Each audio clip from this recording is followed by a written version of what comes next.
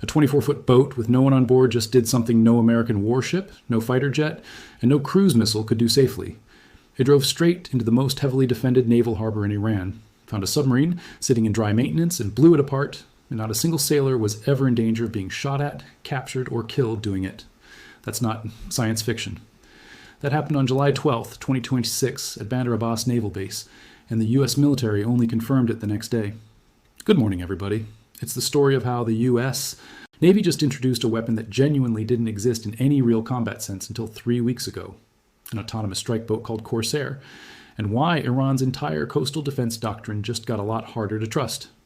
Every claim in this video is sourced, and I'll tell you exactly where each fact comes from as we go. So nothing here should require you to just take my word for it. Let's get into it. Let's start with what actually happened, because the details here matter more than the headline, according to U.S. Central Command's own confirmation on July 13th and detailed defense reporting from Army recognition. 3 Saronic Corsair autonomous surface vessels struck a submarine and ship maintenance facility inside Bandar Abbas Naval Base the previous day. This was, according to that same CENTCOM confirmation, the first time in American military history that one-way attack sea drones have been used in actual combat. Not a test, not a demonstration off the coast of Virginia, a live combat strike inside a defended Iranian harbor on a target that's normally one of the hardest things in naval warfare to actually hit, a submarine. Here's your first hook, because I want you to sit with what makes this different from every other strike we've covered in this war. Every other munition we've talked about, Hellfires, JASSMs, JDAMs, those are things fired from a safe distance by a manned aircraft or a manned ship. Corsair is something else entirely. It's a boat.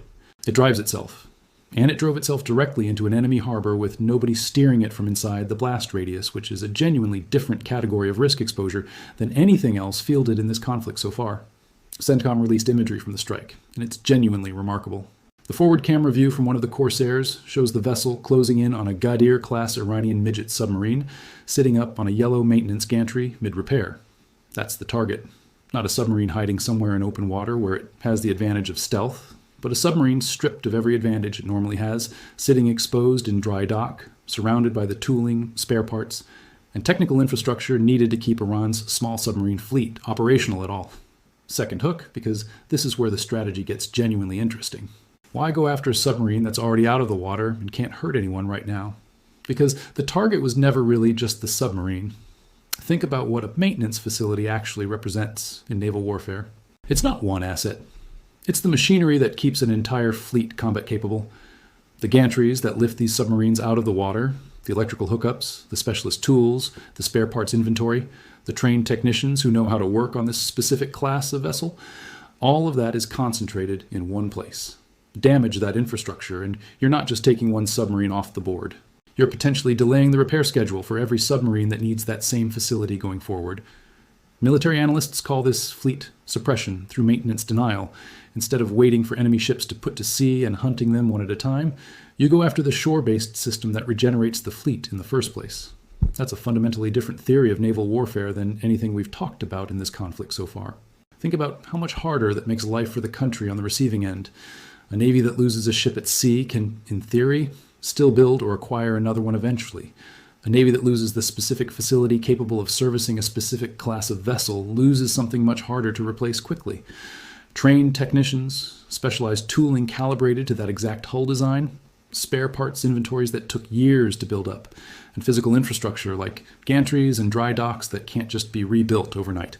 If you're a naval planner trying to degrade an adversary's long-term capability rather than just win today's engagement, hitting the regeneration system is a much higher leverage move than hitting any single vessel, because it doesn't just cost them one asset, it slows down every future repair that facility would have handled.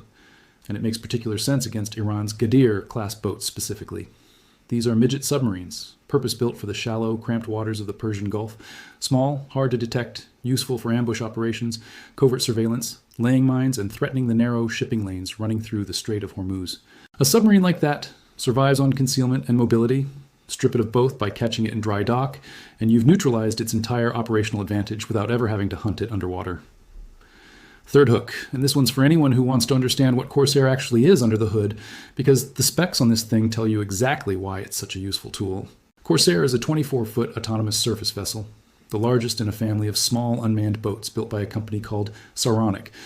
According to specifications from measurement reported by Army Recognition, it has a published range exceeding 1,000 nautical miles, a top speed above 35 knots, and a payload capacity of up to 1,000 pounds. It's built with mission-level autonomy, adaptive navigation, and modular payload integration, meaning the exact same hull can be configured for reconnaissance, surveillance, logistics, electronic warfare, or, as we saw at Bandar Abbas, a one-way kinetic strike. That range number matters more than you might think. A boat that can travel over 1,000 nautical miles doesn't need to be launched right outside the harbor it's attacking. It can be released from a dispersed position far offshore, take an indirect route to avoid detection, and arrive at the target from a completely unpredictable direction. Iran's coastal defenders can't just watch the water directly in front of their own harbor anymore. They now have to assume a threat could be inbound from almost any point on the compass, having traveled for hours or longer to get there. That completely changes the defensive math for every port along Iran's coastline. Compare that to the assumptions built into a traditional coastal radar network. Most harbor defense systems are designed around the idea that a threat approaching by sea will show up on radar with enough lead time to react. Minutes, sometimes longer, depending on the size and speed of the target. A small, low-profile hull moving at moderate speed doesn't paint the same radar signature as a warship or fast attack boat. It's harder to distinguish from ordinary maritime traffic until it's already very close, and by the time it is close, the window to intercept it safely has shrunk dramatically. That's not a flaw unique to Iran's defenses specifically. It's a structural weakness in almost every coastal radar network built before this category of threat existed at scale, which is exactly why this strike matters well beyond just this one war. Fourth hook. Let's talk about why the U.S. sent 3 of these instead of just 1, because that detail tells you something about the tactical thinking behind this operation. Sending 3 Corsairs at the same target, rather than a single boat, builds in redundancy. If Iranian defenses manage to intercept or disable one, 2 more are still inbound. It also raises the odds that at least one reaches its exact aim point, even if the others get diverted or damaged along the way. Some analysts believe one of the 3 could have acted as a decoy, drawing whatever defensive fire the harbor had while the others pressed toward the primary target. What we don't have confirmed is whether these 3 vessels were operating as a coordinated swarm with autonomous decision-making between them, or whether they were simply assigned separate routes and let loose independently. That distinction actually matters a lot for understanding how far this technology has come, and right now publicly, it hasn't been confirmed either way. Here's something I want to be very direct with you about, because it's the responsible thing to do with a story like this. The published payload capacity of up to 1,000 pounds is Corsair's general design limit. It is not confirmed as the actual explosive weight used in the Bandar Abbas strike. CENTCOM has not released that detail publicly, and neither has Saronic. So when you see other channels or headlines throwing around specific casualty or damage figures for this strike, be skeptical, because as of this recording, we don't have an independently verified battle damage assessment. What we have is CENTCOM's confirmation that the strike was successful and that it degraded Iran's naval capability in that sector. Beyond that, specifics are still developing, and I'd rather tell you plainly that a number isn't confirmed than hand you a figure that sounds authoritative but isn't backed by anything solid. Fifth hook, because I know a lot of you are going to ask this. Has anyone actually done this before? And the honest answer is yes, just not the United States, and not quite like this. The clearest precedent is Ukraine's campaign against Russia's Black Sea Fleet. Ukraine built a series of explosive unmanned surface vessels, most notably a platform called Magrav I-5, reported with a range over 800 kilometers, a speed around 80 kilometers an hour, and roughly a 250-kilogram warhead, and used them repeatedly to strike Russian warships and naval infrastructure. That campaign is widely credited with forcing the Russian Navy to pull major assets back from exposed positions in Crimea and to invest heavily in harbor defenses it never used to need. Ukraine proved, without ever fielding a large conventional navy of its own, that a swarm of small, cheap, expendable boats could impose real costs on a much bigger and more expensive fleet. Here's the difference, and it's an important one. Ukraine built its drone boat program essentially out of necessity. It didn't have a real navy to compete with Russia's, so unmanned surface vessels became a substitute for a fleet it couldn't otherwise field. The United States is doing something different with Corsair. This isn't a substitute for American naval power. The U.S. already has the largest, most capable navy on the planet. This is in addition to it, a new layer plugged directly into an existing joint force that already includes satellites, maritime patrol aircraft, fighter jets, destroyers, submarines, and aerial drones. Ukraine proved the concept works when you have nothing else. The U.S. just proved the concept scales when you plug it into everything else you already have. That distinction has real implications for how fast this capability could spread and mature going forward. When a country with limited resources pioneers a weapon out of necessity, Adoption elsewhere tends to be slow and uneven, because not every navy faces the same constraints that forced the original innovation. But when a country with the deepest defense budget and the most sophisticated joint force architecture in the world adopts the same underlying idea and successfully integrates it into an existing multi-domain strike package on the first real combat try, that tends to accelerate adoption everywhere else almost immediately. Other navies watching this strike unfold are not just going to ask whether unmanned strike boats work. Ukraine already answered that question. They're going to ask how fast they can build or buy something comparable before an adversary does it to them first. Sixth hook. Let's talk about why the Navy would even bother with a slow 24-foot boat when it already has cruise missiles that can hit the same target in a fraction of the time. This is really a story about cost and risk management, not raw destructive power. Think through the alternatives. A crude, fast boat sent into Bandar Abbas would put American sailors directly inside a defended harbor bristling with coastal surveillance, patrol craft, automatic weapons, and potentially mines, an enormous risk for a mission like this. A fighter jet could get there faster and hit harder, but flying into contested airspace over a defended naval base usually means tanker support, suppression of enemy air defenses, and accepting real risk to the aircrew. A ship-launched cruise missile is fast and precise, but every one of those missiles takes up a slot in a warship's limited vertical launch system, and those slots are genuinely scarce during a long campaign. You don't want to burn an exquisite, expensive missile on a lightly defended pierside target when you might need that exact missile for a much harder target later in the war. A torpedo is built to hit a submarine underwater, not one sitting up on a gantry on dry land. And a special operations raid could do detailed, deliberate damage, but at a dramatically higher risk to the personnel involved and a much bigger diplomatic footprint if anything goes wrong. Against a target like a harbor maintenance facility, Corsair sits in a genuinely useful middle ground between all of those options. It's slower than a missile, but it's persistent, it's precise, it's scalable. You send 3, you send 10, you send however many the mission calls for. And critically, it's expendable in a way a fighter jet or a trained aircrew member never can be. The exact price tag for a combat-configured Corsair hasn't been made public, so I can't give you a clean dollar-for-dollar comparison against a cruise missile. But the real value isn't really about unit cost. It's about what you're not spending. Every time a mission like this gets handled by an unmanned boat instead of a missile from a destroyer's magazine or a sortie from a carrier deck, that's a missile still in the tube and an aircrew still safely on the ship for the next, harder target down the line. Think about that math across an entire extended campaign rather than just one strike.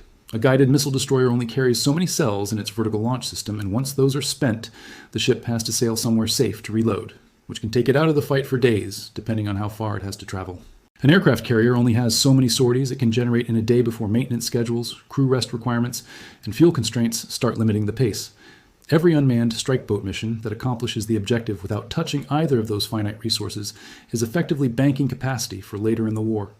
Capacity that might matter enormously if this conflict escalates toward the kind of hardened, heavily defended target set that genuinely does require a cruise missile or a manned strike package to crack. Seventh hook. And this is the one that connects everything we've covered in this war so far into one bigger picture. What does this mean for Iran's coastal defense posture going forward at Bandar Abbas and everywhere else along its coastline?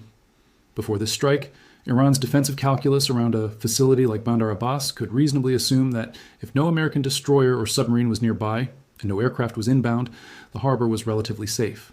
That assumption is now gone. A credible threat can now arrive from any direction, launched from a position far outside visual or radar range, without any of the traditional warning signs. No aircraft on radar, no warship on the horizon, nothing, except a small, low-profile boat that's already most of the way to the target by the time anyone notices it. That forces Iran into an expensive, unwinnable defensive posture.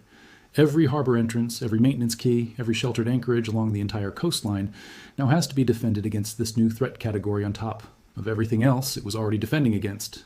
Aircraft, cruise missiles, submarines, aerial drones, physical barriers, patrol boats, short-range radar, electronic warfare systems, rapid response interceptors. All of that costs money, personnel, and constant readiness, even on nights when no attack happens at all. That's the real strategic value of a weapon like Corsair. It's not just what it destroys in a single strike. It's the permanent, expensive defensive burden it forces onto every square mile of coastline an adversary has to protect from that point forward. And that burden compounds with everything else we've covered in this war. Iran is already defending against nightly air campaigns, against tanker interdictions in the Strait of Hormuz, against a naval blockade, and now against a category of threat that can approach completely unseen from the open ocean. Bandar Abbas isn't just any port along that coastline either. It's Iran's primary naval facility supporting operations near the Strait of Hormuz, which makes it one of the most consequential places in the entire country for a strike like this to land. And it means the psychological message behind hitting Bandar Abbas specifically was almost certainly as deliberate as the physical target itself. Every additional defensive layer Iran adds around a facility like Bandar Abbas comes with an opportunity cost somewhere else. Personnel assigned to watch for unmanned surface threats around the harbor at Bandar Abbas aren't available to reinforce air defense crews further inland. Radar systems repositioned to scan for low-profile surface contacts near the coast can't simultaneously provide the same level of coverage against inbound aircraft or cruise missiles. In a war already straining Iran's ability to respond to strikes across multiple domains simultaneously, adding one more domain that has to be actively defended 24 hours a day along an enormous stretch of coastline is exactly the kind of pressure that erodes an adversary's ability to prioritize effectively. You can't reinforce everywhere. Eventually something has to be left less protected than commanders would like, and that's precisely the vulnerability an opponent looks to exploit next. Corsair does not replace the aircraft carrier, the destroyer, or the attack submarine, and I don't want to leave you thinking it does. What it does is fill a specific, narrow gap, striking exposed coastal and harbor infrastructure without putting a crewed platform at risk to do it. It's one tool added to an already enormous toolkit, not a replacement for the toolkit itself. But the fact that this tool now exists, and that it's already been used successfully in actual combat rather than just a demonstration, changes the calculus for every country that has coastline and thinks a nearby ally's absence of aircraft carriers or submarines means it's safe from precision strikes. That assumption doesn't hold anymore, and Bandar Abbas is the proof. There's also a broader signal buried in the timing of when this capability got unveiled. The US didn't debut Corsair in a training exercise, a defense trade show, or a press release with no operational context attached. It debuted in the middle of an active 13-plus night bombing campaign against Iran, folded directly into a wider, multi-domain strike package that CENTCOM says also included fighter aircraft, naval vessels, and aerial one-way attack drones hitting Iranian air defenses, coastal radar, and missile capabilities in the same general window. That sequencing matters. An isolated unmanned boat approaching a defended harbor is a target that can potentially be spotted and destroyed. A boat approaching, while radar sites, air defenses, and command infrastructure are simultaneously under attack from other directions, is a completely different, much harder problem for any defender to solve in real time. Corsair's actual combat value isn't really about the boat in isolation. It's about how well it plugs into everything else the military is already doing in that theater at the same moment. Think about what that means from inside an Iranian command post, trying to make sense of the picture in real time. In the span of the same night, defenders potentially have to track inbound aircraft, monitor for cruise missile launches, watch for aerial drones, and now also scan the surrounding waters for a slow, low-profile surface contact that might not even register clearly on radar until it's already close. Human attention and processing capacity are finite, even with modern sensor fusion helping filter the noise. Every additional threat category folded into the same strike window doesn't just add one more thing to worry about. It multiplies the cognitive load on the people responsible for deciding what's a real threat, what's a decoy, and what's just ordinary maritime traffic, all under time pressure, all at once. That's not an accident of how this campaign has been sequenced. That's the entire point of layering threats across multiple domains simultaneously. Eighth hook, because I want to close the loop on something a lot of you are probably already thinking about. What happens when this technology inevitably spreads to other countries, including ones far less careful about how and when they use it? That's a legitimate concern, and I don't want to wave it away. Autonomous strike platforms are genuinely dual use in the sense that the same underlying technology enabling precise, risk-reducing strikes against legitimate military infrastructure could, in less careful or less accountable hands, be aimed at far less defensible targets. The US, military's public confirmation of this strike, its willingness to release imagery, and its framing of the target as specifically military infrastructure are all part of an accountability structure that doesn't automatically transfer to every future operator of similar technology. That's not a reason to think this specific strike was reckless. By every indication we have, it was a deliberate, precisely targeted military operation against a legitimate naval facility. But it is a reason to expect that the proliferation of this capability over the next several years will raise real questions about oversight, verification, and rules of engagement that the world hasn't fully worked out yet. So here's where I land on this. This war has already given us a lot of firsts. First combat use of the naval blockade, reimposed in mid-July. First time IRGC forces were named explicitly as a retaliation target. First sustained multi-week air campaign against Iranian infrastructure since the original 2025 nuclear strikes. The Corsair strike at Bandar Abbas belongs on that same list, and honestly, it might be the most quietly significant one of all of them, because it's not really about this one war. It's a demonstration in a live combat environment rather than a controlled test of a capability that the US Navy will now be able to draw on in any future conflict involving a defended coastline anywhere in the world. That's really the point I want to leave you with. Most of what we cover in this war, the fighter sorties, the cruise missile strikes, the tanker interdictions, are escalations within an existing playbook.